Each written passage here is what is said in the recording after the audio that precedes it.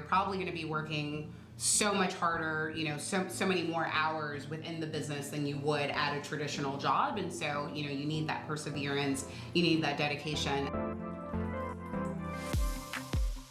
Everybody's a butterfly, everybody's a flower, right? We're all very unique and special in our own ways. We're all snowflakes. The snowflakes, that's exactly what I was looking for. Very individual, but at the end of the day, there are certain traits that make it more likely for a business to succeed. So, what do you see, some of the patterns out there of those businesses that make it the distance, that, traits that people should maybe be investing themselves in to be able to get there? Yeah, I think, first and foremost, having a passion for whatever you're doing, right? Like, I think that we all have worked at a job that we can't stand and don't want to wake up for every morning, right? And so if you're starting a business, like, that should not be how you feel about the business. Like, you should be passionate about whatever it is that you're doing. So yeah, I think, passion, definitely.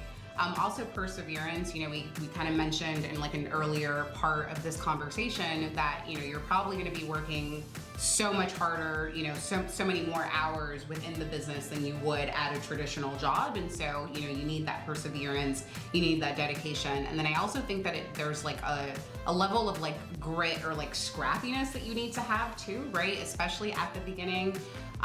You need to be really creative when you're like, you only have $6, right? Or like, 2 pennies that you're trying to like put together, right? So, there's a level of creativity that really comes into play. And there's, a level of like tenacity that you really need to have. But I think, obviously there's things like funding that you'll need. You need an idea, right? You need a team around you. But I think that the most important things about being an entrepreneur are really those soft skills and that like personality that, that like being coachable and those sorts of things that you can't necessarily, always sort of like teach, I guess, in a way. Well,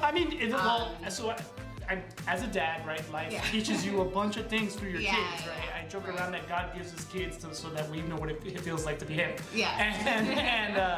And I have found that with my own, one of the things I'm always trying to teach them is that there are skills that we are not born with, right? You may not be the world's most creative person, or you may not be a person who feels super passionate about things, this, that, or the other.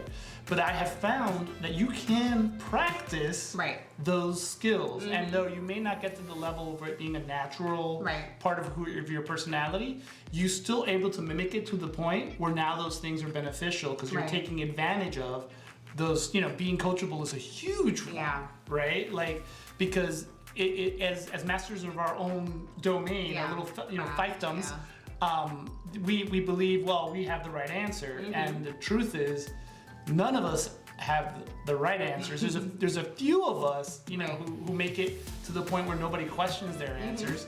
But at the end of the day, they made a million failures, Thomas Edison. I didn't fail 1,000 ways, I found 1,000 ways not to make a light bulb, right? And being coachable and having that mindset, I know is one that's hard for me personally, but I've learned to be able to be coachable. Well, it hurts when you have to do things the hard way. So you can do passion, coachable, being empathetic, understanding, right, and perseverance, because you're gonna, those. I agree with you. Those are the things that that push us towards our goals. The rest of the stuff can be taught. Right.